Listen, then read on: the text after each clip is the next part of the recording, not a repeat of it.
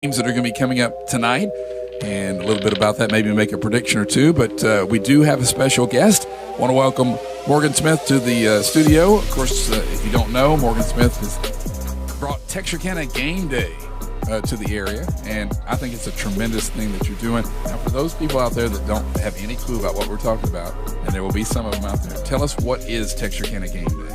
Texarkana Game Day, we follow local teams in our community, the 4 major local high schools. We have a game day set. JW's been on it with us several times, does a really good job. We do a pregame show at football games, a halftime show, which includes the band, twirlers, showstoppers, whatever they call, those at their different respected schools.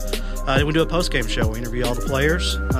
It's a pretty neat deal. It's an experience that you just don't get at the high school level anywhere else in the country.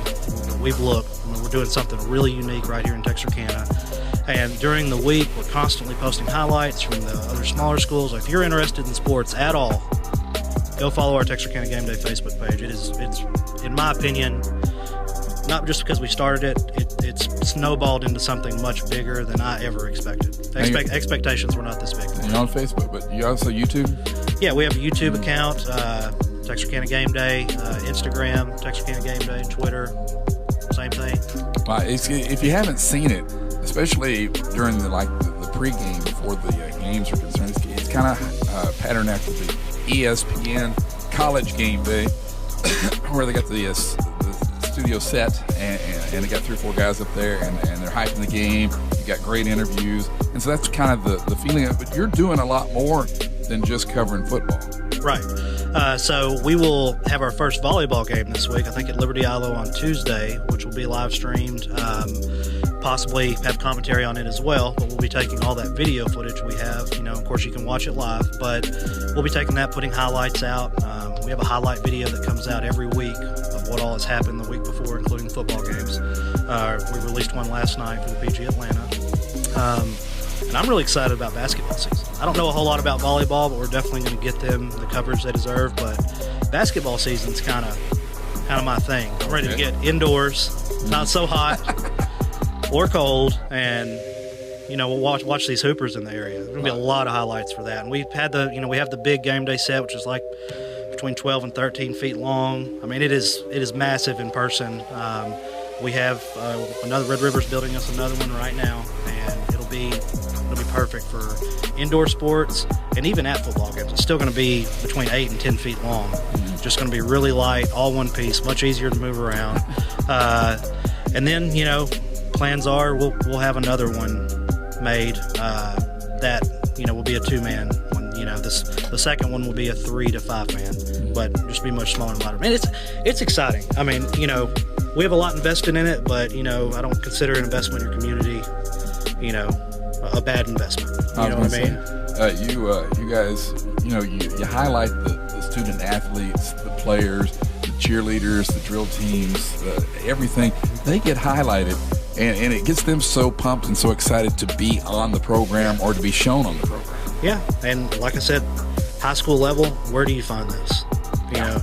You just don't. Outside of like a state championship game, you don't get this. This is something everybody in the community, should be able to get behind, because it's not just sports. It's about the band with the halftime show, the pep rallies. It's about, all the work the cheerleaders are doing that you're not going to see on a video, on a Friday night unless you're, kind of watching our show kind of thing. And we want to include everybody, all the kids, What's some of the people that helped you out? You said Red River Lumber built the set. So Red River Lumber, from day one, everything is centered around the branding of that game day set, and they built it for us. Digital Effects wrapped it. Red River donated it to us. We didn't have to pay for it, so they kind of believed in what we were doing and knew there was a need for it.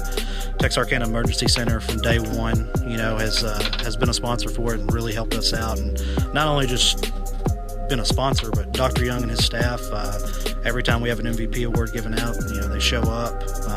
They're involved in the process because it's important. Yeah, and I want to talk about now. You have some guests on, like I can come on there some, and I love it. I just love it because I love high school. Yeah, we like having you on. But you've got some regular guys that are on there every week. Talk about them a little bit. So main 4 people that will always be on is obviously myself, Craig Jenkins, He does a really, really good job. No sports, big following himself. Tony Langford, known in the community, as a roofing guy. Jay Davis will be with us at all PG games, and he's a fixture on the set for PG games. Texas High will be covering their Sherman game, I believe, on the 18th. Might be a perfect one for you to sit in on because we're going to need someone else. I'm not at Arkansas High doing the PA. Oh yeah, I forgot about that. Yeah, it's got to be on a night. But we'll have Liberty Ilo a couple games this year. I think their Gilmer and Pleasant Grove game. We'll have them at home. But I guess the main three that'll always be there would be Tony, Craig, and myself. And we kind of fill in between there. It's like it all came together pretty quick. No, I think about August 2nd is the day I woke up and was like, all right, this is something we have to make. A few phone calls that morning. Had a few real quick commitments like on the game day set, and we started buying everything we need to make this happen with no expectation of quality. I knew it wanted to be professional, but it came together really quick, and I think the product is as professional as you're going to get. Oh, absolutely. Yeah. I mean, it is very well done. And like I said, awesome. I get to be on there once in a while and just think it's a blast because of the reaction that you get from the people. Oh, yeah. They love it. Talent's probably not that great, but we're not going to fire ourselves. Yeah, that's right. We're not going to get rid of ourselves. Let's talk a little bit about the games that are going on tonight. I know that Arkansas High, unusual that they're having a second in a row off night, which I don't know. Hopefully that'll work out for them, but it gives them plenty of time to work on things. They'll be back in action next Friday night at home for their conference opener against Magnolia, which ought to be a good game. And I know that I talked with one of the assistant coaches the other night when they came off the field from the Texas High game, and he said that what we're going to be working on the next couple of weeks is the passer, Braylon Bishop, the quarterback, and his touch. Getting that touchdown just right. Because he's a baseball pitcher. Yeah. He's got a strong arm. He's just got to get that touch to get it to the receiver. There's definitely a lot of upside in him at quarterback. But yeah, I agree. We, drilling the ball at flat routes, they're 20 feet away from you. That is a very difficult catch for those guys. But I saw a lot of potential in him, and I'm kind of excited to see what he does this season. Yeah, and I couldn't remember at the time. It was Jared Brown, who actually played for Arkansas. I went on to play SAU as a receiver. He was the guy I talked to when they came off the field. He's a coach for him this year, and he said that that's what we're going to be focused on the next couple of weeks while we're off, is just getting the timing, the touch down. And I think they're going to be, once they do that, I think they're going to be just fine in their conference play. Now, tonight, Texas High is on the road taking on a very tough Kilgore team that is 3-0. What are your thoughts on that matchup? Well, Texas High is large up front on both sides of the football.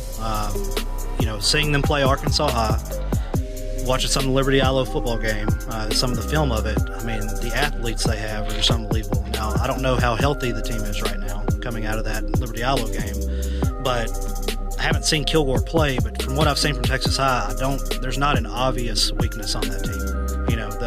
They're good at every position, especially wide receiver. Yeah. Really good at wide receiver.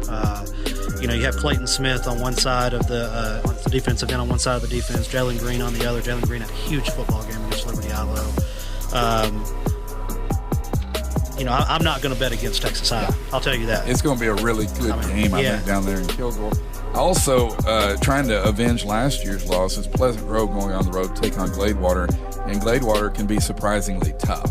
Oh yeah. And I'm not going to say that quarterback Ben Harmon's going to get 6 touchdown passes this week like he did last week, but I think that he's going to be continuing to grow in confidence from that part of it. He's always been a good field commander, a good runner, an occasional passer, but the more they let him pass, the better he gets. Well, I'll say this. If you go back and watch our pregame show last week, JW called a huge game for Ben Harmon.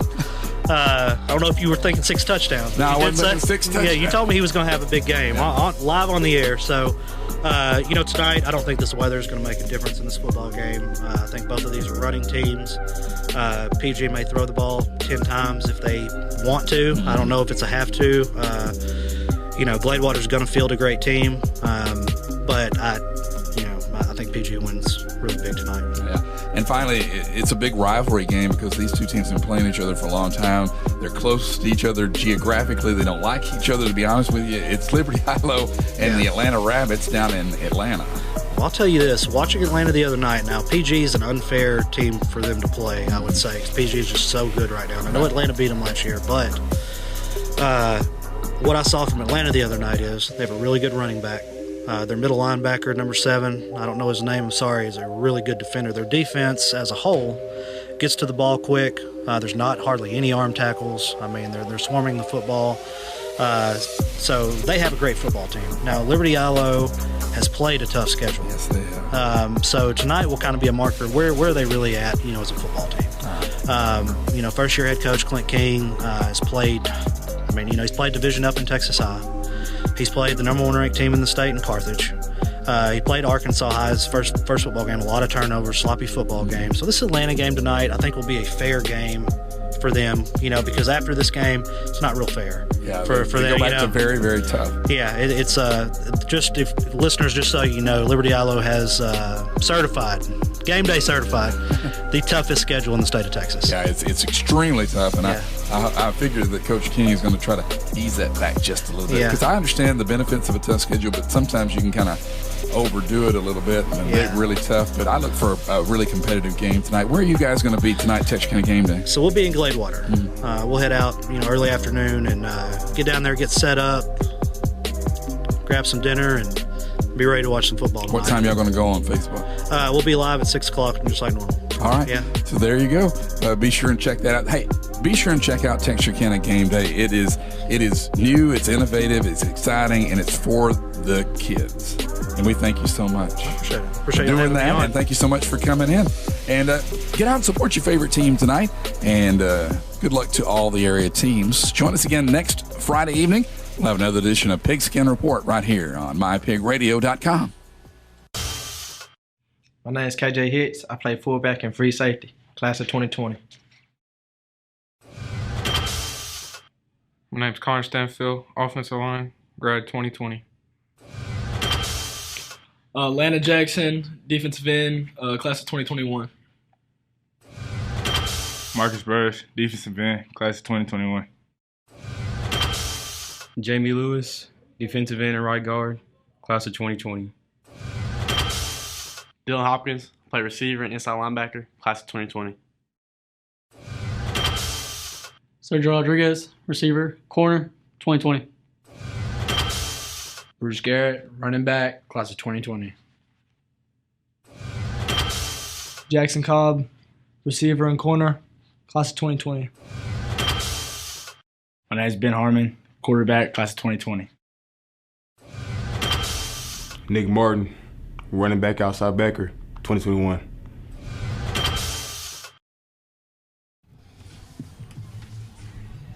We're here at Jack Murphy Stadium, Gladewater, Texas, for the PG versus Gladewater game. And man, it's been an exciting season so far, to say the least. Well, it's good to come into this game 3-0. Came into this same game last year 3-0, and we're looking for a different outcome than we saw last year. So tell us about this game last year. It was a close, tight game, right? Came down really late. Tight game. Basically, the last series of the game, we ended up fumbling about the 25-yard line. They ran it in for a scoop and score, and that's probably the quietest I've seen Pleasant Grove Stadium in quite a while. It was quite a shock. They've got a young team though, so I think that this year we're going to see the game stretched out a little bit more for a PG win. So we have some. Let's see, PG played Atlanta. Gladewater's also played Atlanta, correct? And Gladewater got beat by Atlanta. Okay, but it's 2014, right? Correct. It's a tight ball game. So, I expect a big first half in PG tonight. I mean, I'm thinking, hoping starters are out by halftime. It's probably wishful thinking, but I know Gladewater's a young team, but they're also a good team. That's what I would like to see tonight. Keep these players healthy. Right. No, and I think that's we should get a lot of players in the game tonight. I'm not sure if it's going to be quite halftime before we start seeing the rest of the guys, but I do think that we'll be able to stretch this out and have most of our starters, out fourth quarter. Yeah. So tell us about Texas High last week. Texas High last week did pretty much the same they've done all week. They're working like a well-oiled machine on offense, defense, special teams. Tracy Cooper ran out and ran for another 130 yards. I think they pretty much pulled him early. Kobe Webster got started. I think he had 156 yards as well. So they're playing pretty good that one football. long touchdown pass where he went up over that defender, that was nuts. He's a talented kid. We saw him in practice, and he made similar catches in practice. He's going to University of Memphis, right? Yeah, they said he committed to Memphis. I'll tell you, Tracy Cooper, that is a D1 running back if I've ever seen one. Yeah, he's a slim talented kid, but you can see he can definitely put the size on. Oh, yeah. Jalen Green got our defensive MVP last week. He had a scoop and score, had a huge game, along with, my boy Clayton Smith. That's every week. Yeah, that's just everybody's just running away from him, doing the best they can.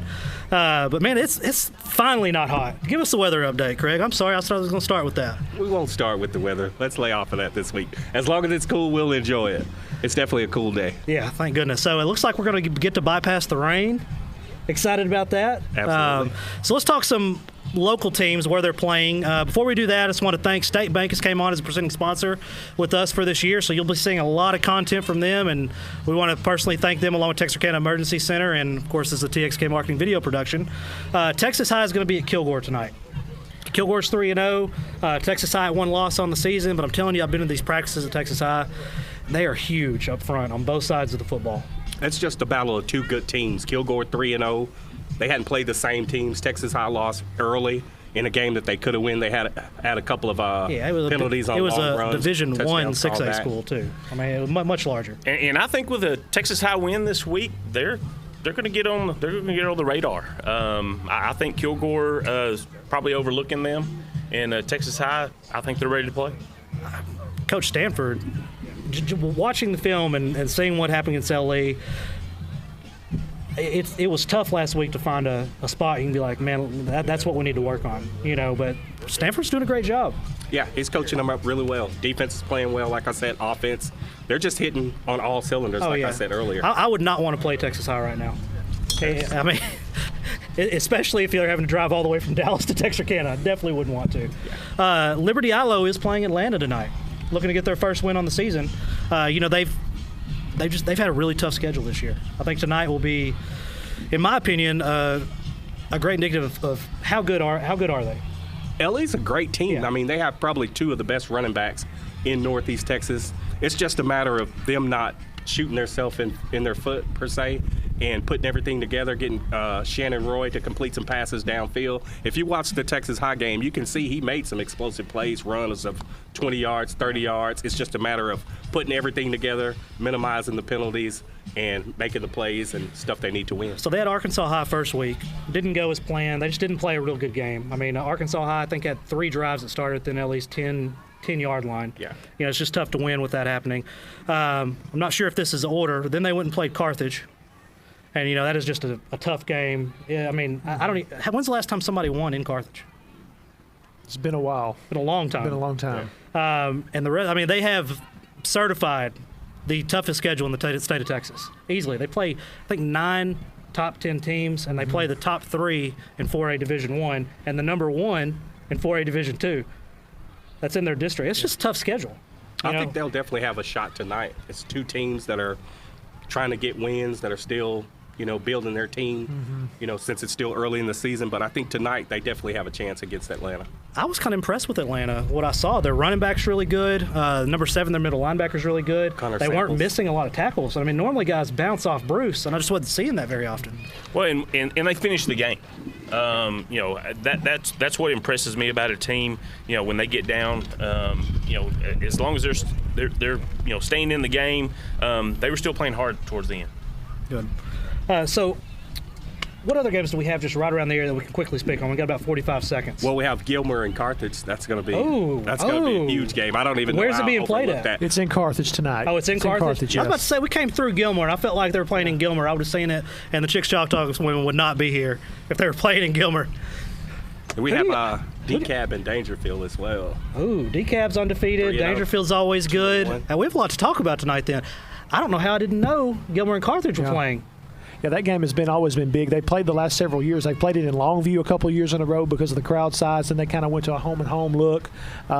Again, Carthage is going to be tough to beat at Carthage. Gilmer's going to definitely go in, though. And it's went back and forth a couple of years. I know Gilmer won a year or two there, but I think the last few years Carthage has won considerably to taking care of their business there. So it's going to be tough to beat them at home. Well, we'll see. We'll talk about it later. Let's take a quick commercial break, and we will come back with two of my favorite ladies on the Chicks Chalk Talk Girls. We'll have a couple segments with them going over district play as well as area games.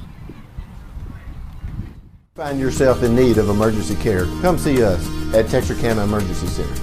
We're open 24 hours a day, 7 days a week, 365 days a year. We are locally owned with board-certified physicians for all your emergencies. We accept all private insurance. At Texarkana Emergency Center, we have on-site lab, pharmacy, x-ray, ultrasound, and CT. Come see us at Texarkana Emergency Center. Real ER without the wait. The next generation of emergency care.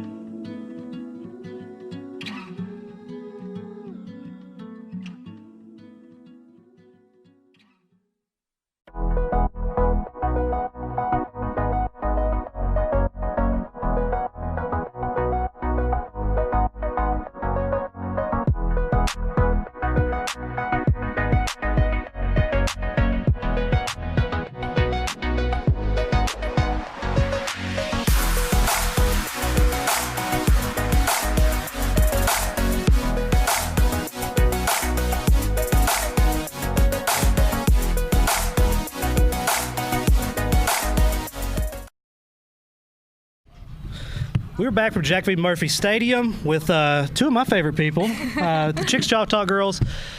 You're teachers at Gilmer. We are. But y'all been around football your entire life. We had them on week one, our very first show, and we're excited to have y'all back. Well, thank you for having us back. We're kind of surprised we got the offer to come back. Oh, y'all are welcome anytime. Y'all just tell me who to fire. We'll have y'all on all the time. So let's talk some of our district. What's been going on? Okay, well, Spring Hill's got rest tonight.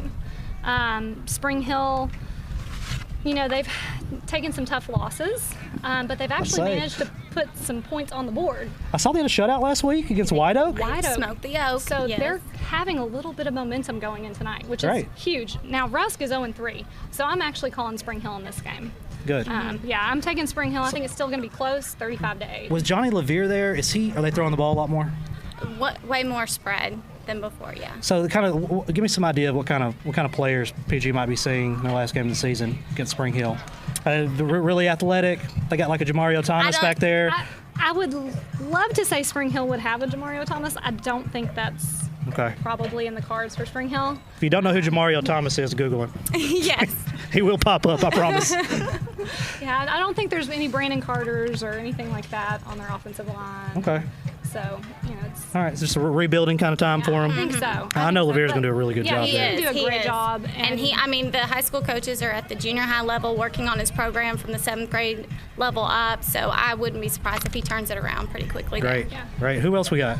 We have Gilmer versus Carthage. Y'all mentioned them in the first segment. Let's talk about this. And I know that y'all mentioned that not many people go into Carthage and win, but I must say, our 8th grade students went in last night into Carthage and took care of business against the Bulldogs. That's right. Is that what Gilmer's counting as wins now? Hey, it meant something. He's a Gilmer fan. Kids. Tony Langford's over here with a weird face. We're 8th grade teachers. Gilmer's coming off a tough loss last week. They lost to the number 5 team in state, Paris. Paris is a good football. Y'all were there for it. They are. We saw them in person. They're great. I'm telling you, I have them going on the Division I side to the Final Four, or whatever you want to call it. Final Four on Division I side. Mm-hmm. They're tough. I think they're going to get beat by Argyle, but the speed. And then I think Gilmer had a tough first half, but they came back and fought in the second half. And so I think we talked to our dad. He's a longtime football coach and recently retired. And last year he coached for Gilmer, and he told us Buckeyes all the way. So the pick is Gilmer over Carthage, 38. All right, tell us everything we need to know about this Buckeyes team.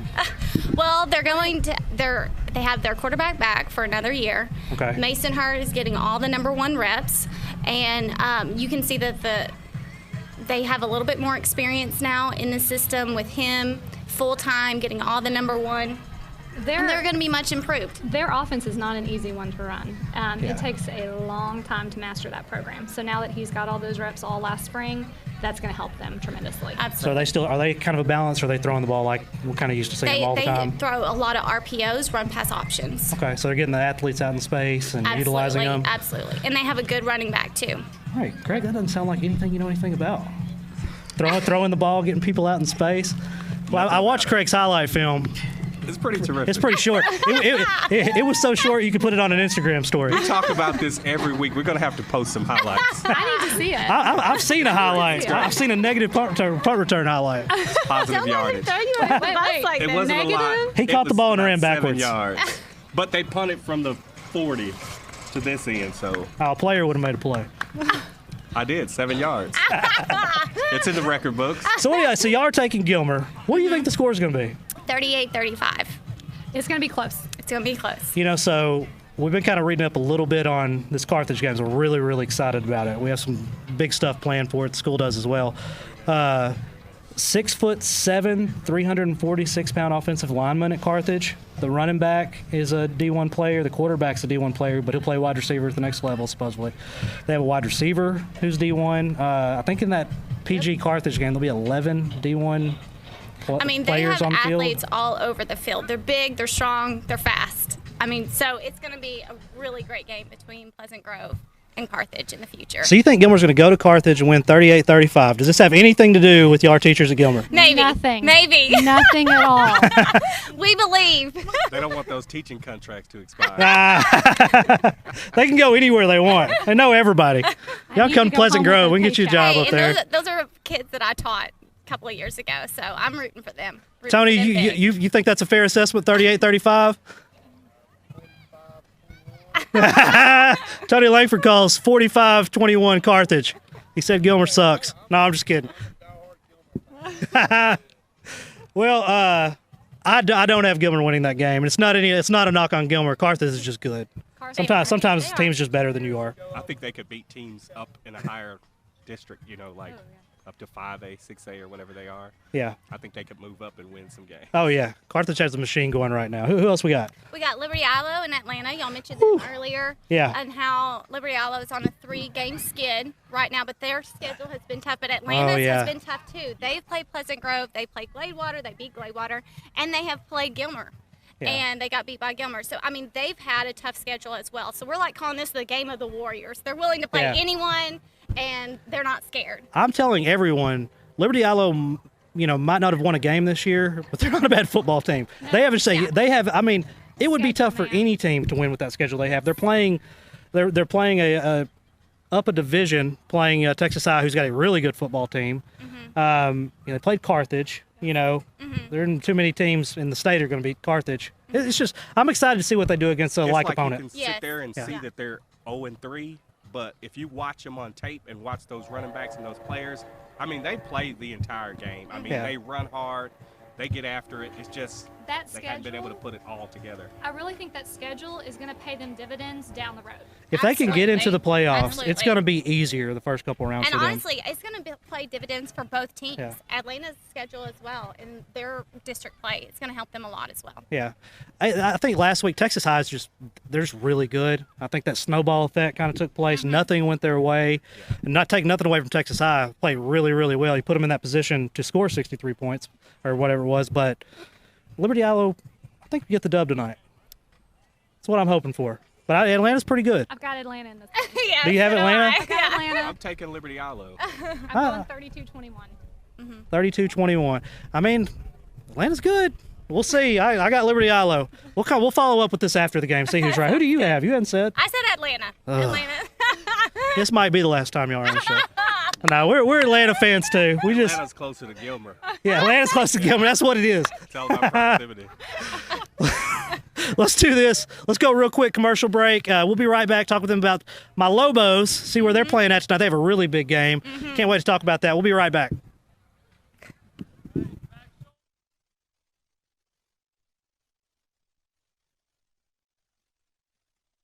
Beautiful, isn't it?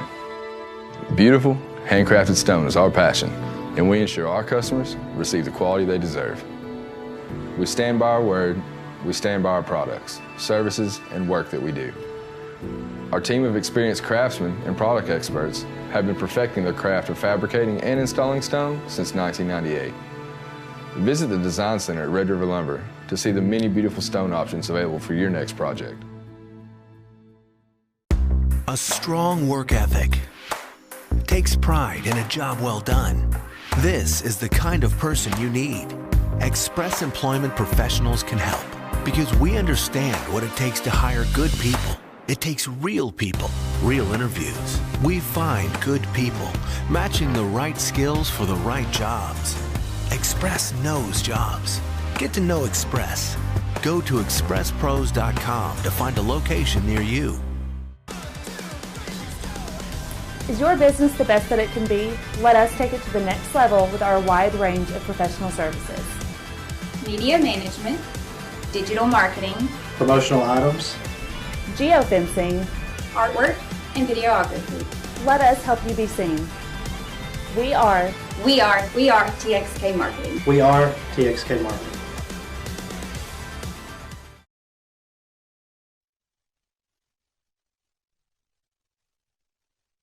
Tell me about it. We got West Monroe versus Longview, and Longview's traveling to Louisiana to play this game. So I've made this trip with my dad before. I was probably, 10, 12 years old. Drove all the way out to West Monroe. They were so good. And just like when Longview used to play Evangel, Evangel's over there beating everybody by 70 points. Longview comes to town, all of a sudden they don't want to play Longview anymore.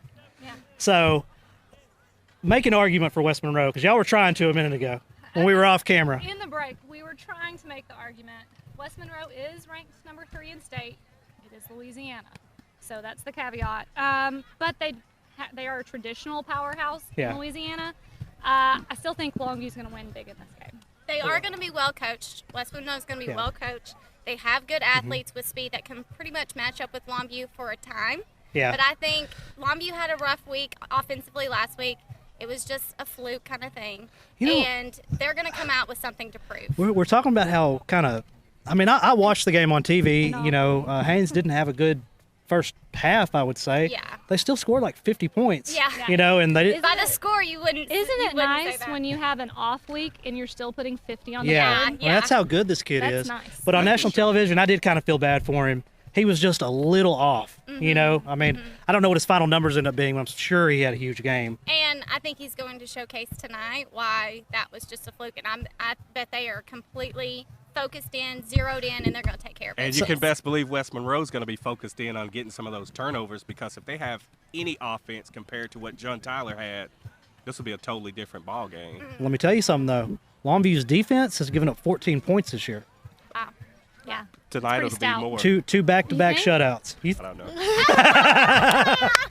Just trying to give a little balance here. Yeah, you're trying to make an argument. Hey, listen, we're not in Louisiana. You don't have to make an argument for West Monroe. Hey, I may have to move soon. Longview's defense is nasty. And you know how – let me rephrase. Maybe they've given up 21 because Lufkin is the only team that scored on them. Because I think they beat them 24-21. They pitched 2 shutouts back-to-back. Longview, as always, is real deal. And it's just growing up in Longview, and Lobos are the biggest thing in town. Doesn't matter who's doing good at anything. It's exciting to see right now. I had a great game against Longview when I was in high school. I'm sure you got great highlights that you want to show us. 36-0. You didn't beat Longview 36-0. We lost. Okay, I'm about to say. I probably still put together a great highlight reel. I don't think I'd like to know when the last time Longview's been shut out. It's great. It's probably in the 80s. Because I'm telling you, I don't think they've lost a district game since like 2000 or something. They're always a good team, though. You can bank on it. Even through coaching changes, they've stayed good. You know what? I'm going to say that I'm thinking West Monroe's going to put 24 on them. Is that good for you? 24 points on Longview? I'm going to go out there and say 24. They're still going to lose. But do they have play a shorter field or something? I'll do that. Does that I'm appease not you? Sure. You're telling me West Monroe's going to put up more than Lufkin? So I can't jump out there like that. West Monroe's putting up more than Lufkin is what you're calling. 24 points. I'm going to go with it. I don't even know about this. We need to recheck our credentials. So do you think Longview's defense shut down John Tyler, or John Tyler? John Tyler's just not very good. Just didn't have. Down this year. Yeah. But you got to be good to not give up a point. That isn't luck. You know what I mean? Mm-hmm. And especially the game they had before, they didn't either. Longview. We know how good Longview is. Yeah. So Who else we got? I'm sitting here talking Well, long we for an have hour. we have a surprise team this week. Okay. Okay, we got Sabine versus Elkhart. Okay. I know where Sabine is. I've heard of Elkhart. My senior night, we beat them like 65 to nothing. Sabine. Sabine does not have a very storied tradition in football, but they are 3-0 this year. And they are scoring What? a lot of points. They are yes. 3-0 Is Coach Lamore there? No. Is your dad there? Nope. What's going on here? It's Coach Sharp. Coach Sharp. Okay. He was at a White Oak coach, and All right. he's moved on to Sabine, and he's the head coach, and they are 3-0 along with Elkhart, so it's a game of undefeated. Where is Elkhart at? Oh, You don't don't even ask me know, geography. This could be a great game. Where they at? I don't know. East Texas. They're in East Texas. But both teams are on a roll. And It's right outside of Elkhart.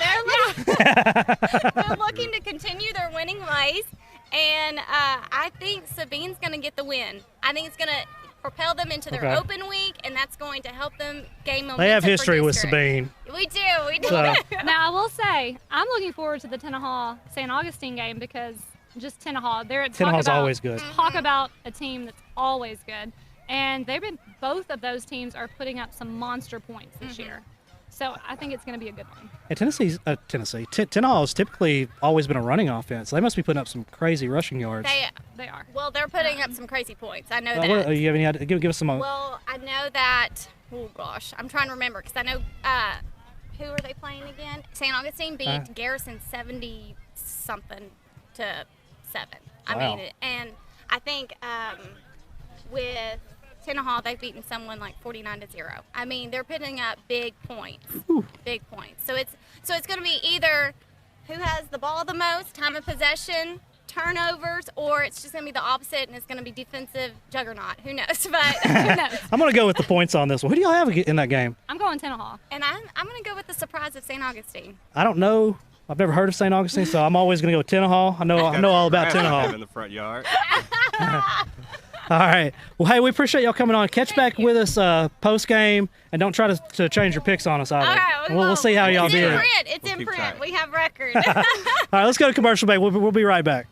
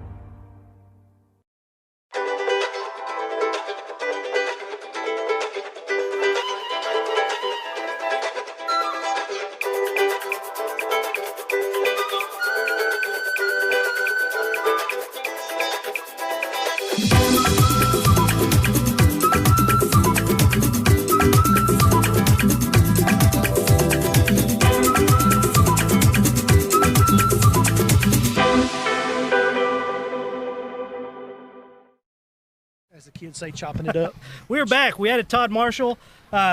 We got Jay down here, Craig, Tony Langford, and man, what a night for football. It's not hot, thank goodness. No, it's great, Best actually. weather so far this season. That's right. It finally feels like a football game and not like we need to be at a lake or something. But yeah, it feels cool. Feels really good outside. I think everyone was looking for a reason to put on long sleeves, even though it's still around 80. But it's really nice weather, nice breeze, just a good deep East Texas here in Gladewater, and exciting night for football. Feels good being down in my area tonight. So just so everybody knows, even though he's off camera, he did not pick Gilmer tonight. Appreciate that, Morgan. I don't know how many roofing jobs you do in Gilmer, Texas. Let's see how it works out next week. All right, so hey, let's talk this PG team. We have a lot to talk about, man. They have a great season going, a lot of stats going up. Ben Harmon with 6 touchdown passes last week.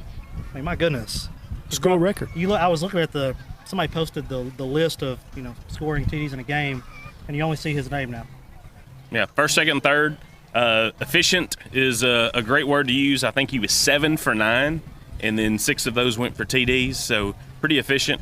And he's averaging a little over 12 yards an attempt, and a quarter of his passes are going for TDs right now. So that's a quarter of his passes are going for TDs. That's not a bad stat. Pretty good stat. Ben's always been efficient. That's the perfect word for Ben. He is efficient. Well, when he's got teammates you can dump a pass off to and they can go 50 yards, that makes it pretty easy. Well, and he's averaging 5.6 yards a carry just himself, so that's not too bad either. Oh, yeah. Bruce, doing what Bruce does. He's having a huge season, along with Nick Martin. Mm-hmm. Logan Johnson got a touchdown last week. Sergio, it's just 3 touchdown passes in 1 game. I mean, they weren't like easy passes. And that's what's so special about this group. There's so many different weapons and so many different guys that are getting touches that can make a play. It's not just one guy. There's just multiple, like you mentioned. You named all. You named Bruce and Nick Martin and Logan Johnson and Sergio. It's 4 different guys, and there's other guys we can name as well. So that's what's really cool and really special. It's definitely a team effort. And as long as Sergio stays as hot as he is, he's gonna allow for everything to sort of stretch out. I mean, he's averaging 40 yards a catch right now. Is he really? And, I mean, that's not too shabby. Mm-hmm. And, I mean, that's going to open it up for Bruce coming out of the back, Logan coming out of the back, Nick Martin coming out of the back, KJ coming out of the back. And, I mean, we should do extremely well on the ground tonight. Yeah, I have big expectations for our ground game tonight. I'm wanting to see Ben throw the ball around a little bit more. Mm-hmm. It's going to be interesting to see how different the offense is. They can be run heavy, or like the other night, I mean, they were just so efficient in passing. And you would have thought with those numbers maybe he threw the ball a lot, but just throwing it 9 times. Mm-hmm. I mean, that's about as efficient as you can get. And that's what's really cool about this offense. Obviously we know it's a wing T offense, a run-oriented offense, and we're out here setting school records for 6 touchdown passes in a game. Yeah. So it's really cool. But this goes to shows the versatility of Ben Harmon, that he is we're a wing T offense, but we can also throw the football. I enjoy watching Logan out in the open field. Oh, yeah. He's shifty, and he's just nasty out there. And he hits another gear. That's what's really cool. He can hit gear, and he's just – I don't know what his 40 time is, but his field speed is off the charts. I mean, just his cuts, he looks like he'd just be hard to tackle though. Yeah, you gotta get your hands on him. He's definitely built like a running back. Yeah. Well, and he's one of those that once you put pads on him, his speed does not drop. Yeah. You throw some pads on some guys, and I mean, all of a sudden they just become an average runner. Right. Yeah. And he doesn't do that in pads. And you hear coaches talk about that. He carries his pads well. He runs in his pads well, and that's something that he does. He runs in his pads well. He carries his pads well, and like you said, he's shifty and can move. Let's talk this offensive line. Connor Stanfield had one of the nastiest pancake blocks I think I've ever seen in person. I was hoping he got up and poured syrup on that guy. Oh, yeah. He definitely ate at IHOP after. But big-time block. I mean, just drove this guy. But you go back and look at film, and, I mean, this whole offensive line, I don't know how many rushing yards PG had last week, but just the protection, everything going on. This offensive line is clicking on all cylinders. Well, and I think that you're going to continue to see that tonight. Our line, is definitely getting that push, and that's what allowing those holes to open up. Mm-hmm. And like I said, I think tonight you may want to see a lot more passing. I think that we're going to stay on the ground tonight. I want to see Bruce have a big game. He needs to have a big game. Yeah. I mean, Atlanta had a great defense. Paris' defense was just ridiculous. Henderson had a great defense. I'm excited to see him tonight. And I'm looking forward to some of those long breaks that Bruce has had. Yeah. The yardage he's gotten this year, he's had to work for it. Yeah. And the good thing is he's got the build to be able to do that. Yeah. But I'm looking forward to seeing some of those longer runs that we saw from him 2 years ago. Let's flip it over to the defensive side of the ball, my favorite side of the football. PG's everything we thought they were going to be on defense right now. Yeah. I know Ben's playing both ways. I saw Sergio playing cornerback as well the other night. I wish we had a little bit more depth, so they didn't have to play both ways. But it's 4A football. But talk to us about this front seven. I mean, they all have big nights. Yeah, well, I mean, Nick Martin's only got 34 tackles so far. Yeah. Landon Jackson's only got 8 sacks so far, and Cameron Weekly is I think he's got 27 tackles. I mean, it's just absolutely phenomenal, what those 7 guys are doing. Nick has made a bunch of them really count. Oh, yeah. Exactly. Yeah. And it's really cool because that's something that we talk about. You don't want your secondary leading your team in tackles. But our defensive line and defensive front and linebackers are making plays. And obviously, Landon Jackson, we know about him, and Marcus Burris, but Nick Martin and those guys in there in the trenches, it is. And then we've got Torrey Phillips now who's coming on and getting better every week. Just so much push up front makes such a big difference. And Jamie clogs up that middle, too. Yes, he does. Jamie does a great job. Clogs it all up. And a guy, and we as football people, we know that if you have a guy in the middle that can stop it up right there, then it makes everybody else's job a lot easier, and it keeps those linemen occupied where those linebackers can do their job. And it is a system defense, and they make a lot of plays. And speaking of linebackers, you got Dylan Hopkins. He's second on team in tackles, 28. So I mean, that front seven's tough. I would not want to be an offensive coordinator in our district. Yeah, I've noticed these teams kind of started to try to dump it out in the flats. KJ out there is just not having it. Nick's not having it. Speaking on Marcus, man, he's having a really good season. He's affecting so many plays, things that don't show up on the stat sheet. And we've got a lot of high motor guys too. Yeah. The guys that have good motors, they just keep moving and keep pursuing the ball, and it just wears you down eventually. Where if you make a play, well, you're not going to make it. You have to every yard on offense. You have to fight, scratch and claw for every yard, and it eventually just takes its toll, and you can't sustain it. That pressure that's being applied constantly, and just high motor guys, and they just love it. And they feed off each other, and I think the crowd, the team feeds off of it, which translates to the energy in the stadium, and it's really special to see. Let's do this. Let's go to a quick commercial break. We'll come back and we'll talk to the man himself, Josh Gibson. See what he expects from his team tonight.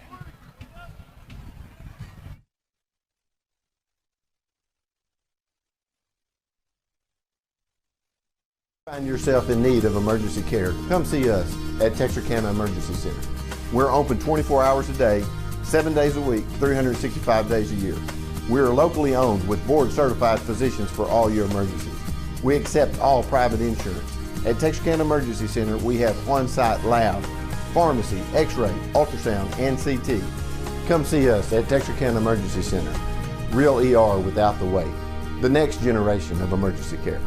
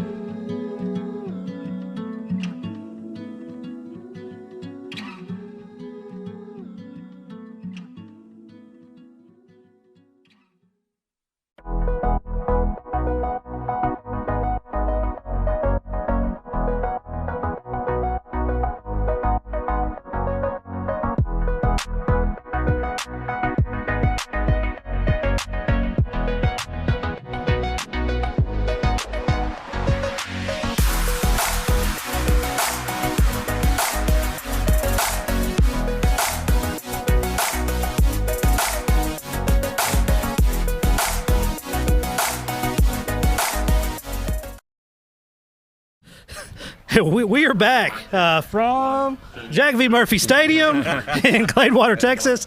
We have Coach Gibson here with us. And, man, tell me about your week. It's an exciting week. You know, we got after it. We enjoyed the win over the weekend and then had to get right back to work because we're playing a really good football team that gave us some fits last year. And the kids had their best practice week of the year, though. That's what's cool is they're still hungry and they're growing and then we've got to get better every week, and that's the goal, and they had a good one. Man, I know we don't want to talk about last week too much, but how proud were you of Ben and Sergio, along with your entire team? That's that huge game. Yeah, just everybody, executing really well. We're playing a lot of kids. We're playing almost 2 deep across the whole line at every position, playing 3 tight ends, 8 to 9 running backs, 4 receivers, and a 1 receiver offense. And when you're doing that, that means a lot of kids are working hard to get prepared, and a lot of kids are getting rewarded. So I'm proud of them. I'm extremely proud of our defense. I think we've been playing really physical football. We want to try to dominate and played a very talented, fast team, and I thought we played well against them. So how does this Gladewater team kind of compare to them on film? We don't know a whole lot about them.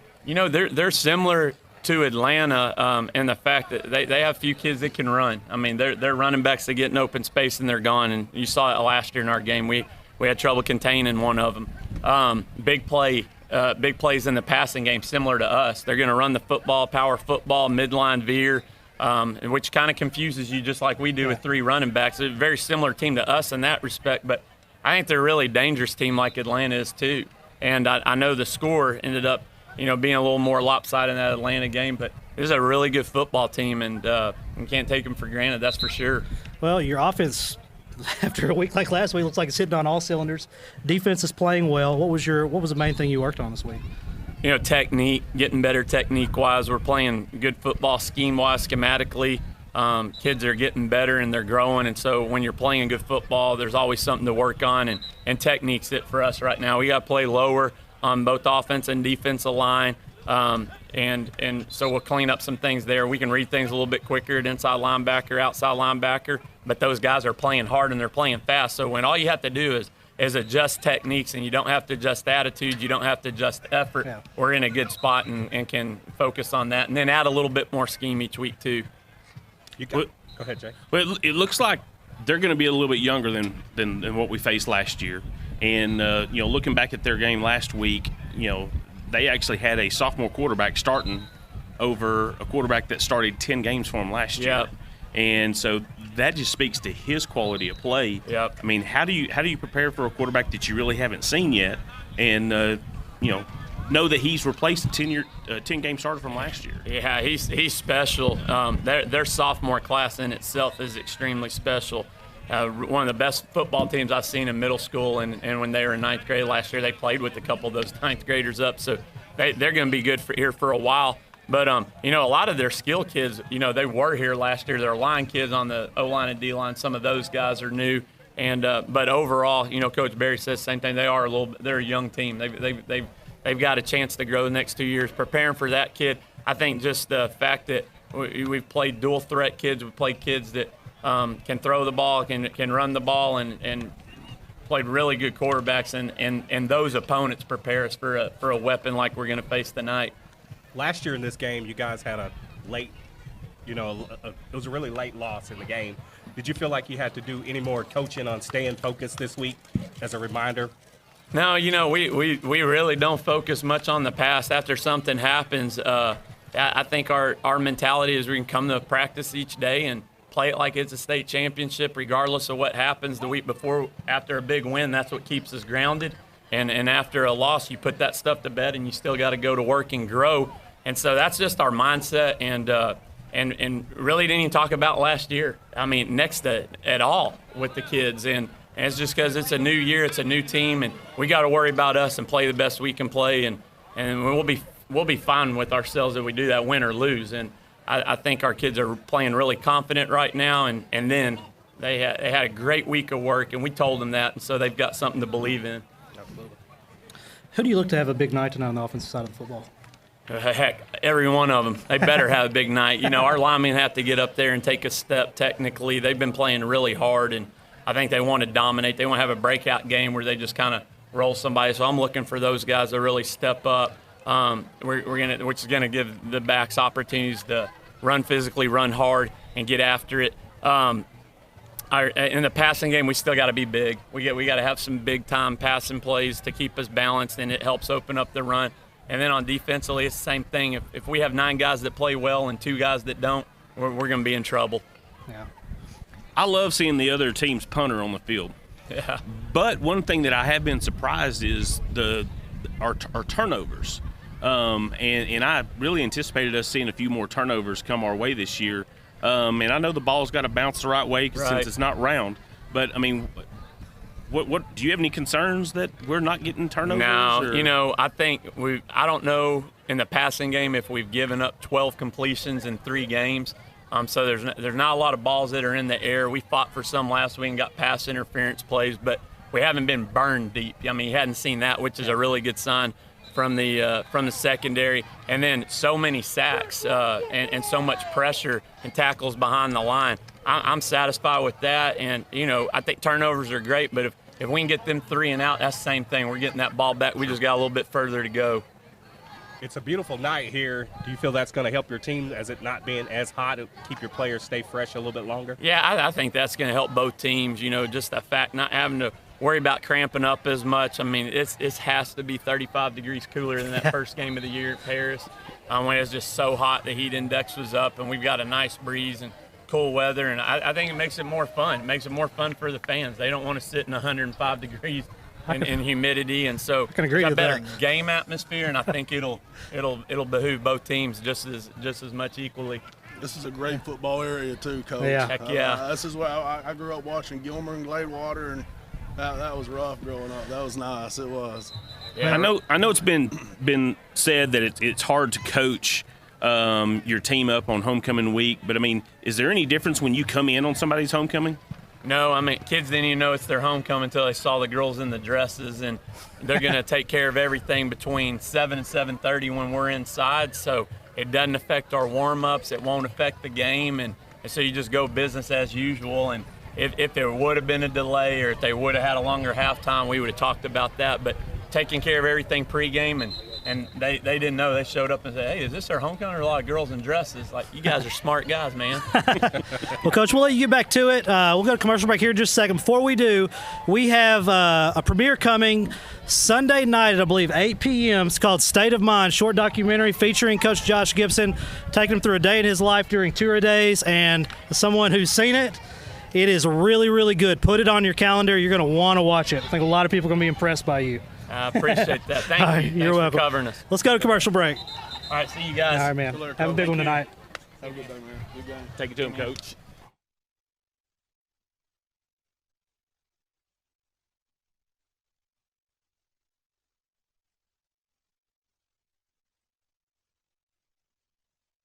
Beautiful, isn't it? Beautiful, handcrafted stone is our passion, and we ensure our customers receive the quality they deserve. We stand by our word, we stand by our products, services, and work that we do. Our team of experienced craftsmen and product experts have been perfecting their craft of fabricating and installing stone since 1998. Visit the Design Center at Red River Lumber to see the many beautiful stone options available for your next project. A strong work ethic takes pride in a job well done. This is the kind of person you need. Express Employment Professionals can help because we understand what it takes to hire good people. It takes real people, real interviews. We find good people, matching the right skills for the right jobs. Express knows jobs. Get to know Express.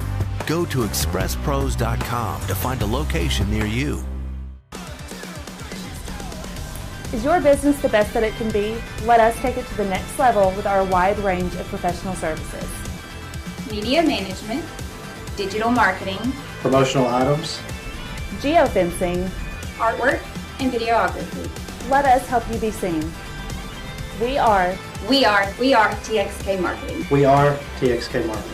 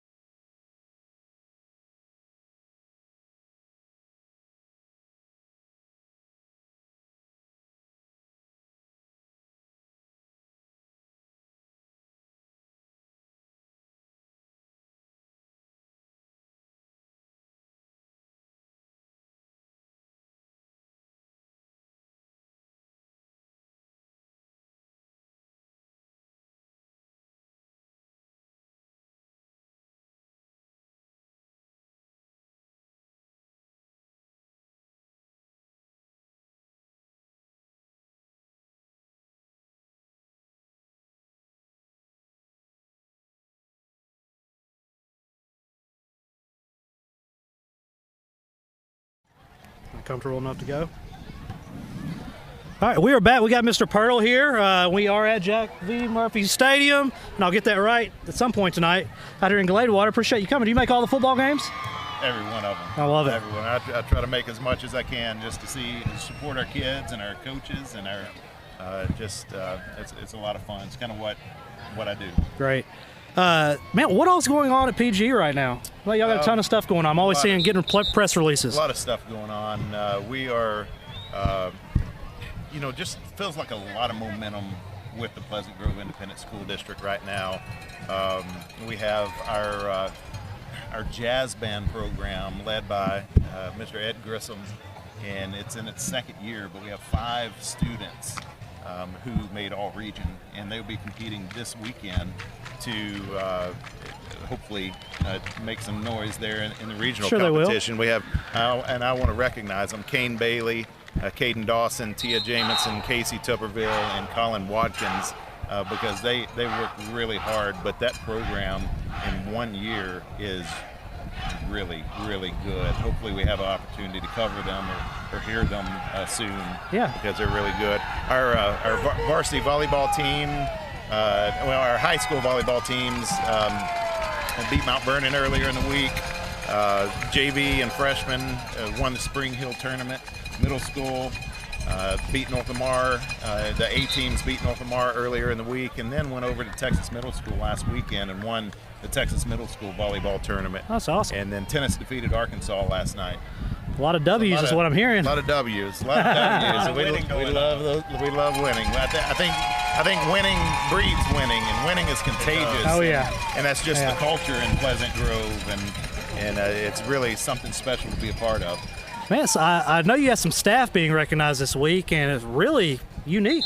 It really is. We have Catherine Otero, Melissa Thornberry, and Autumn Roberts, who all teach at Pleasant Grove Elementary School, that you will see this weekend in the Texarkana Gazette. They're going to be featured on a special, and that's kind of the topic of it. They're all at Pleasant Grove Elementary School, but the kicker is that they are sisters.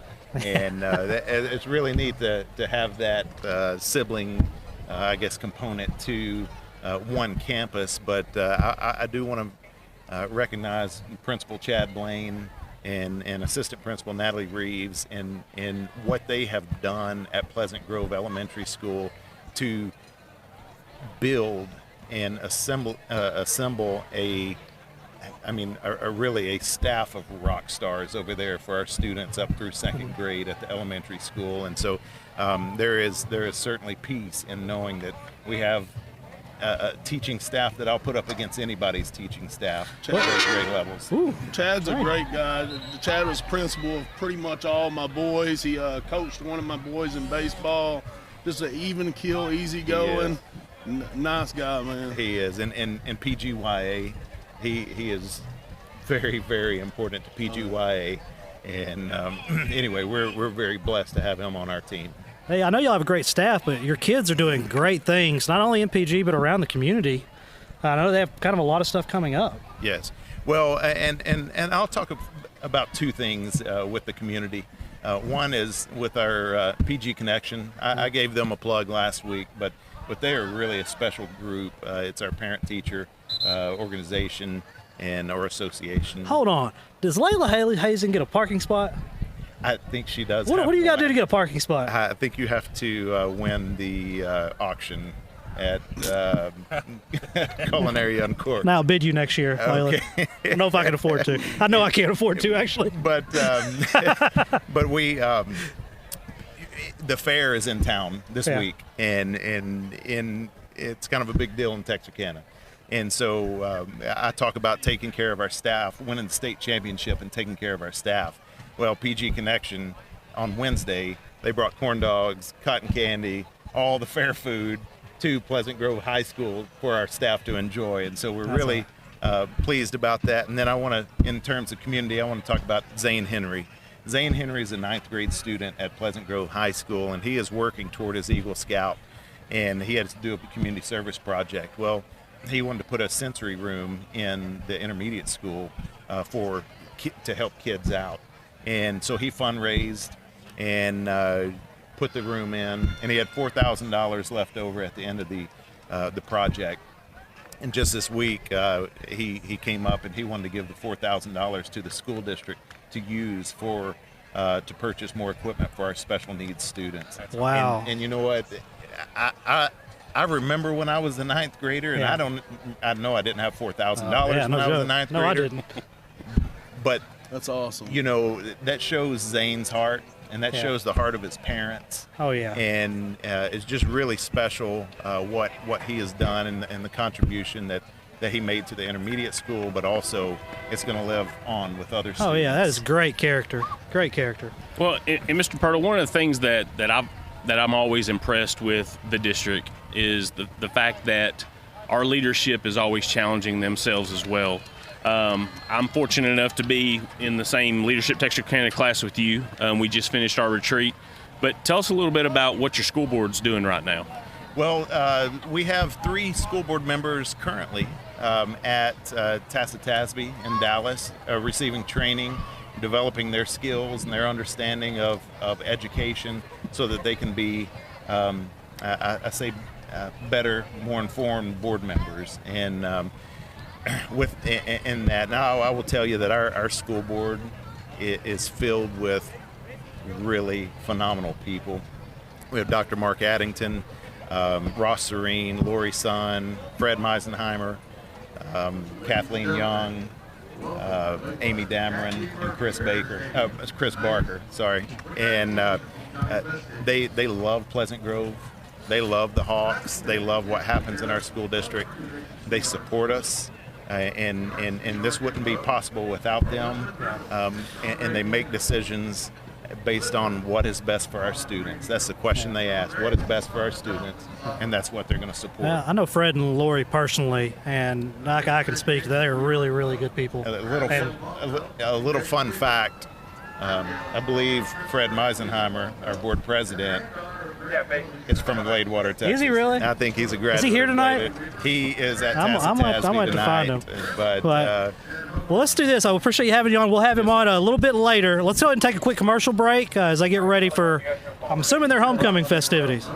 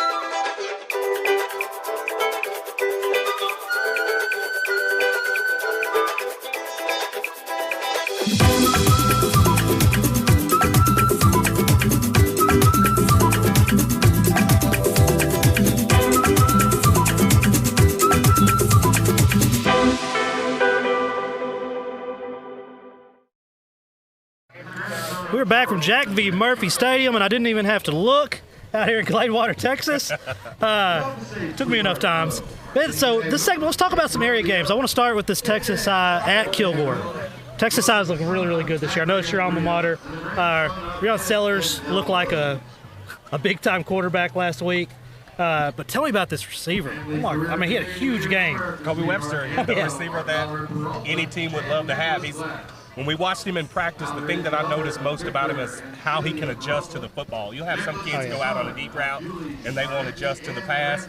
He can adjust to any pass, go up over any defensive back, make difficult catches. He's got good speed.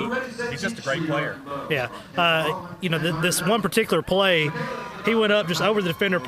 Sellers probably threw it 40 yards down the field, and I mean he just went up and got it with ease. Yeah, it literally looked like Julio Jones playing on Texas High's field. I expected more out of that in the first game we had went to. Yeah. And Texas High and Kilgore is obviously going to be a great game, very physical game. Kilgore's a physical team. Texas High is obviously coming in with a lot of confidence. We're on a 3-game winning streak or 2-game winning streak, looking for the 3rd game in a row to win. So they'll be excited and be out there. So it'll be a physical game. Again, looking forward to another good deep East Texas football game. Oh, yeah. Kilgore's 3. Go ahead. Sorry. I'm looking for a shootout. I mean, Kilgore gave up 62 last week, but still won.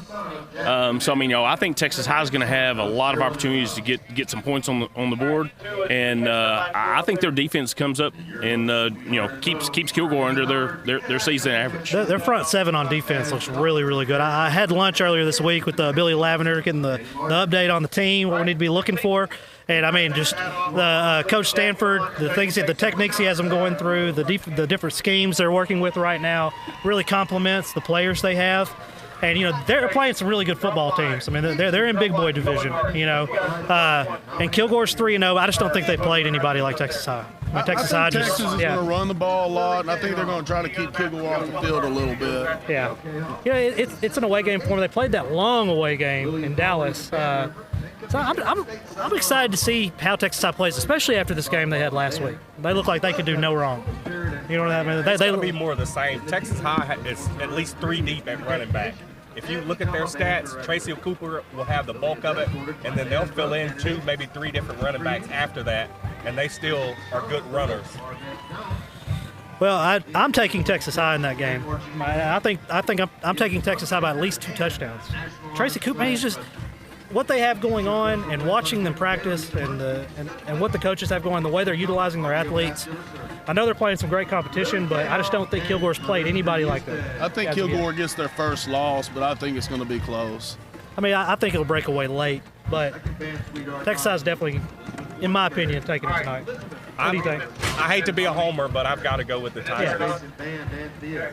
Can you bet against Texas High? No, I think it'll be a close game. I agree. I think it will be close. I do think Texas High does have too much depth. Playing very well right now, very confident. I do think Texas High goes on the road, gets a big win. Same here. Yeah. Hooks, we've been getting a lot of highlights out of Hooks, Texas. Hooks has one of the top scoring offenses in Northeast Texas. Do they really? Just thought I'd throw that out there. All right. Is that true? Yeah, it's true. All right. Get the fact checking. Lots going on in Hooks. You've got Todd Ledford, who's the former head football coach at Arkansas High, and also an offensive assistant at Texas High for a long time, and then coached in Arkansas. Now is offensive coordinator, I believe, at Hooks. So, and then, of course, Coach Chris Birdwell's the head coach at Hooks, hometown guy. So excited to see what they're doing together. They work together at Texas High, and again, exciting times at Hooks. Good scoring, the scoring machine over there, and scoring lots of points. I don't know who their opponent is tonight. Cooper traditionally is an athletic, very athletic. Is it in Hooks or at Cooper? I didn't see the line on that one. Sure. I'm not sure. So it'd be an exciting game. Cooper's going to be a very physical team, but I would think Hooks again. Playing very well right now, well coached, obviously, with those guys. I think Hooks will come out on top. I think so as well. Cooper's had a few struggles. They're only 1-2 on the season. I think after tonight, Hooks will make it 3-1 for them on the season. You know who's having a really good season is Falk. Yes. And they're having a big game tonight. I can't remember who it's against, but I mentioned this guy last week. This Falk wide receiver had like the play of the week in the state of Arkansas. Glenn Rose, and they're 0-2. Okay. And their quarterback, he's probably the top passer in Northeast Texas. The Falcon? Yes. All right, so he's For our having area. But they have a wide receiver who had like 200 yards receiving the first game. Cannon Gage. Garrett. Cannon Gage. And Seth Phillips. Okay, am I getting his name? It's not Cannon Gage? Cannon Garrett. Cannon Garrett. Cannon Gage just sounds too cool. So Cannon Garrett's having a big season, but he had another like 2 touchdown catches last week. I mean, he's legitimately out there balling. You don't want Craig and I talking about Southwest Arkansas football because we can go all night talking about football in Southwest Arkansas. But yes, Falk again on the roll right now, scoring points. Very talented group of guys. Would think they would go in against a Glen Rose team who hasn't won a game, still looking for their first win. I think Falk goes in and continues to go, keeps it going, and gets another win tonight. A couple games in, their quarterback already has right at 600 yards passing. So I know Jerry Littleton, head coach at Falk. I went to college with him. He's a bright young mind and doing a great job over there. Yeah, I'd like to catch one of their games if it would work out. But the highlights they're sending in, they look nasty. Let's go Dangerfield's at DeKalb. DeKalb's 3-0, right? Yes, sir. They are. Traditionally, we know how good Dangerfield always is. What do you think on that one? I don't really know a whole lot about either team. Dangerfield's 2-1, DeKalb's 3-0. DeKalb's got a big offensive line, good offensive line. I think they're going to run the ball a lot, and they'll probably end up taking the win in this game tonight. You think DeKalb's going to beat Dangerfield?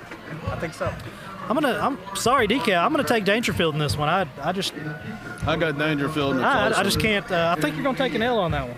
And I hope I'm wrong. I want to see all our the Tigers tonight. All our local teams. I think DeKalb gets their you first think the Tigers are going to declaw the Tigers? No, it's the Bears. Oh, my bad. And I would say this anyway, but being employed by State Bank of DeKalb, I think I'm going to go with DeKalb tonight. Oh yeah, my bad. DeKalb on this one, big time.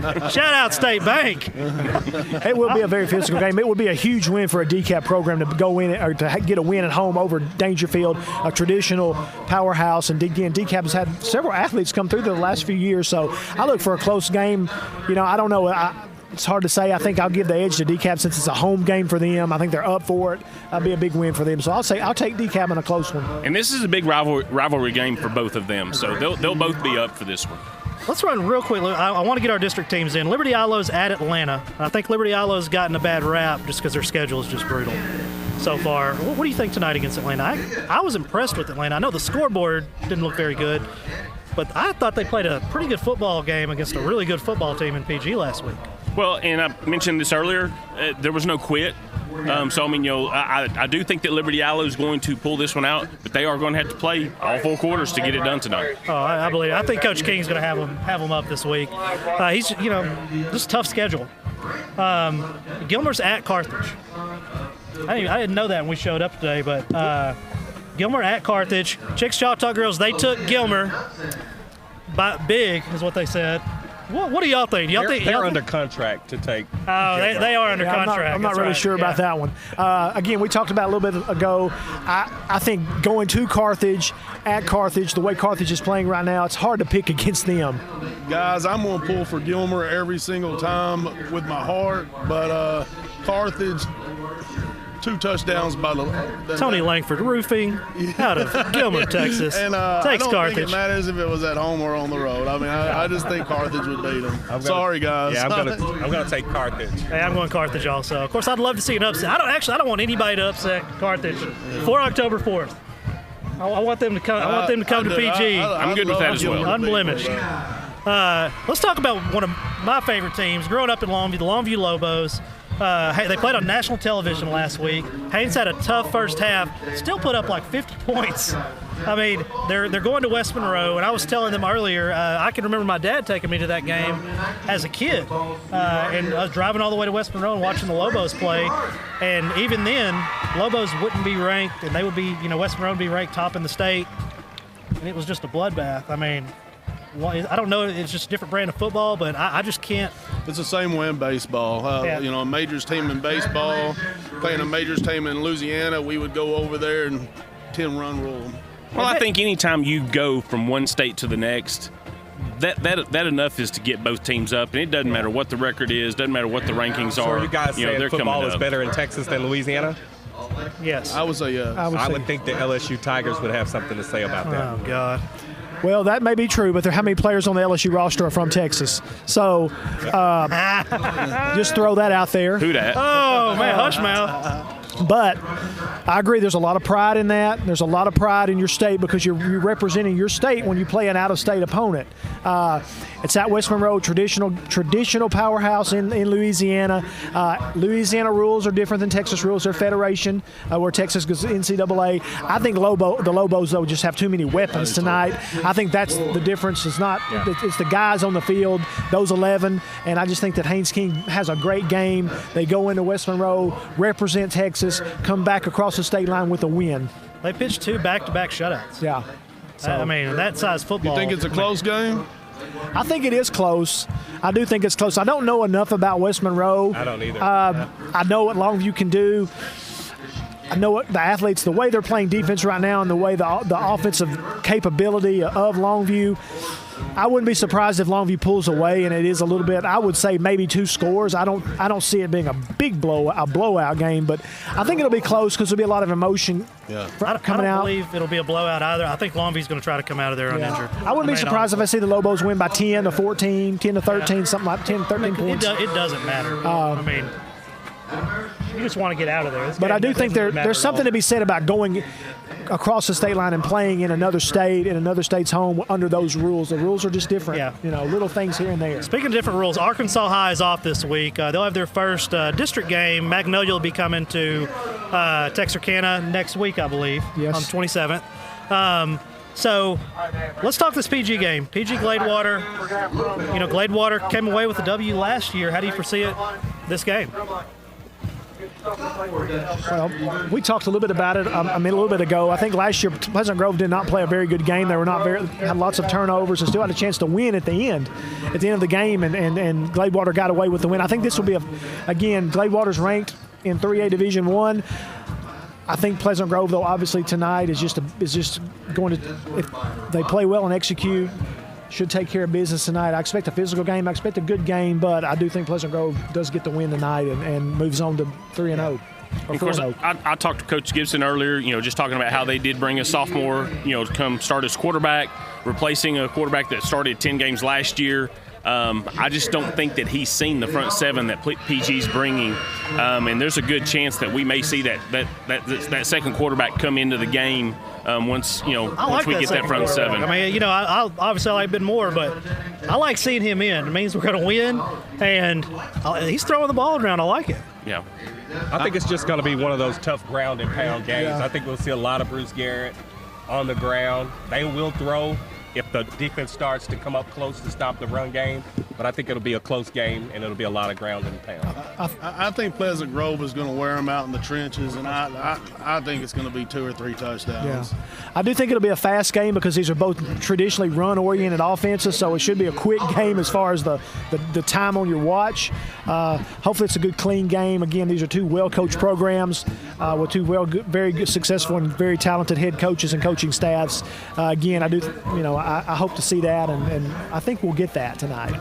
Let's do this real quick. Let's go to commercial break. I'm going to grab a camera so we get the players coming out and get all the way up to halftime. And these guys will be right back. Give them a couple of minutes. Don't go anywhere. I'm going to grab a camera, guys.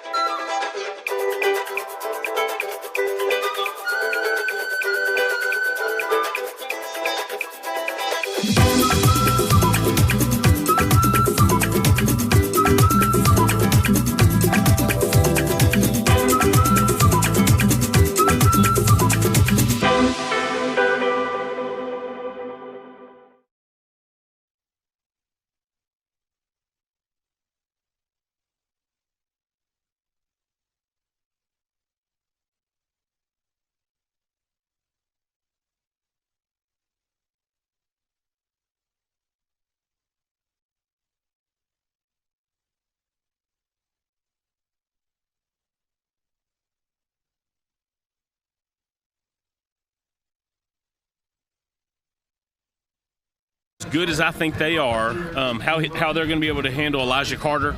Last year he had 2,600 yards.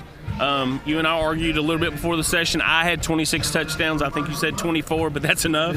Yeah. And I mean, he did have 130-something yards carry the ball last week. And they've also got a senior fullback. And I was pretty impressed by seeing a little bit of film on him last year. And he is a senior. It's homecoming. This is going to be the last time he's got a chance to pop somebody in the mouth as far as playing against Pleasant Grove. So I think if we can shut down their running game, that's going to force them to go to the air. And I think if that happens, then we're going to get a few more sacks to add on to our totals. I was looking at a few stats as well. I think he started the season with 3 straight 200-yard games, maybe. Right. And this team averages 38.3 points a game, so it could very well be a shootout. Well, and the quarterback, he was actually out for a quarter last game, so he probably would have hit another 200 yards. Just wanted to mention to the superintendent, on the show about a week or so ago, I was talking to Coach Gibson, and I was telling him that you guys have something really special going on over at Pleasant Grove. It's like when you're at the game, you can feel it and you can see it. Do you want to talk a little bit about that? It just is. I mean, there's a lot of good things. It's just the culture, and I talked last week about leadership and about Mr. Marshall's leadership at the high school and Coach Gibson's leadership at the high school and what they instill into the kids through their leadership. And I think that has a huge amount to do with the great things that are happening on the campus. But it's bigger than athletics. You look at our fine arts, and we have the fine arts program potentially in the state of Texas with our teachers and the results that we get there. So I said earlier that winning breeds winning, and the belief in that you're going to win and you're going to be successful, and it is so rewarding from our standpoint to be able to work with our kids to create that culture. So most times things start from the ground up. Do you feel like it started from the top down?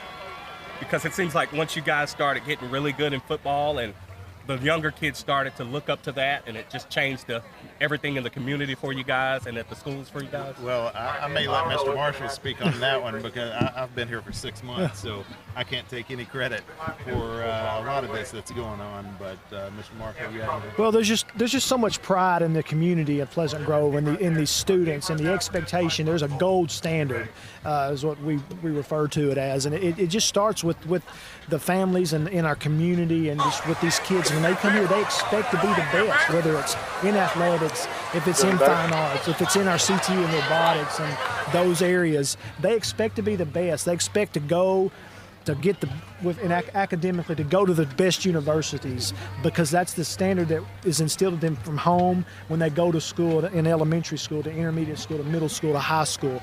Those are the expectations that they have for themselves, but also that our staff and our community instills within them. And as Mr. Pirtle mentioned, it just winning breeds winning in that culture. It just rolls and rolls and rolls, and you just feel it right now. I will say my oldest son took a lot away from going to Pleasant Grove.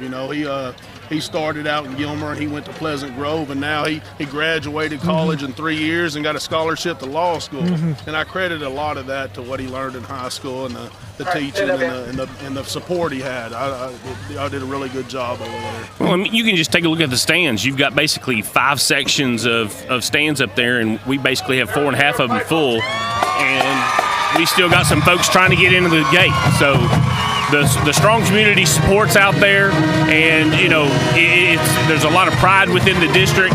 And like Mr. Pirtle said, winning breeds winning, and right now Pleasant Grove's doing a lot of that. Absolutely. I wanted to ask you guys, how does it feel? Right now you can't really tell because it's Texas High, Arkansas, LE. Everybody's kind of separate. But last year, once playoff time came around and you guys kept winning, how does it feel to see the community come together? Because I know people from Texas High, Liberty Islo, Arkansas will travel on the road to see you guys. How does that feel being a part of Pleasant Grove? Well, I think that's kind of just what happens.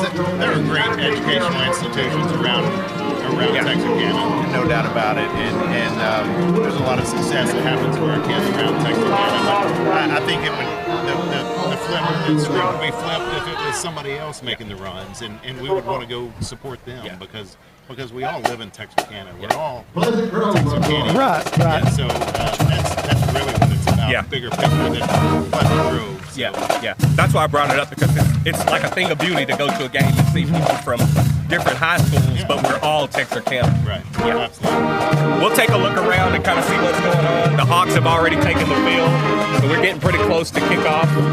You know, one thing I'm looking forward to, I'm going to take it back to football. And you talk about Ben Harmon, and we talk about Bruce Garrett, we talk about Landon Jackson and Marcus Brewers, and we talk about those guys. Somebody we don't talk about a whole lot is that offensive line. And I think from the Harris game to the Henderson game to last week against Atlanta, I think you just see that group gelling. Connor Stanfield, Luke Roller, those guys. I think you see them coming together as a unit, and I'm really excited to see them continue to grow and what they're going to do out here tonight. And so just a shout out to those guys in the trenches that make that offense move down the field and don't get a lot of credit a lot of times. I will tell y'all something about Connor Stanfield too, okay? Because I've known the kid forever. I picked him up his first year here in baseball. He's always been a big kid. Never think he's as athletic as he is. I put him at second base. People looked at me like I was crazy. Best second baseman in the league when I had him as a big boy. And I think I will tell you, Ben Harmon says it himself. You know, when you talk to Ben Harmon about the game, he's loving on those guys because he knows where it's at down there in the trenches. It's definitely a team over here. Absolutely. Team And effort. it's so great to see when we make a play, we score a touchdown or do something. Those offensive linemen take just as much pride in that score as Bruce Garrett or KJ or any of those guys. There's so much pride with them when one of their teammates make a play. And like you mentioned, that cohesion, that unit, it's so cool to see. Well, and it's just impressive to be able to know that they've got weekly meals with each other. And I would like an invite to it. But, I mean, you know, those boys eat good because they need to eat good. But, I mean, they're able to spend that extra time with each other and get to know each other. And when you're fighting for someone who you know that's right next to you, that means a little something. And so I'm excited to see their growth as we get into district, get into the playoffs. I think that offensive line is definitely going to be getting some love, you know, from everybody. Anybody got any last words? We're going to get ready to wrap it up here at Jack V. Murphy Stadium. You got that right. We're going to sign off here at Jack V. Murphy Stadium. We'll see you guys at halftime.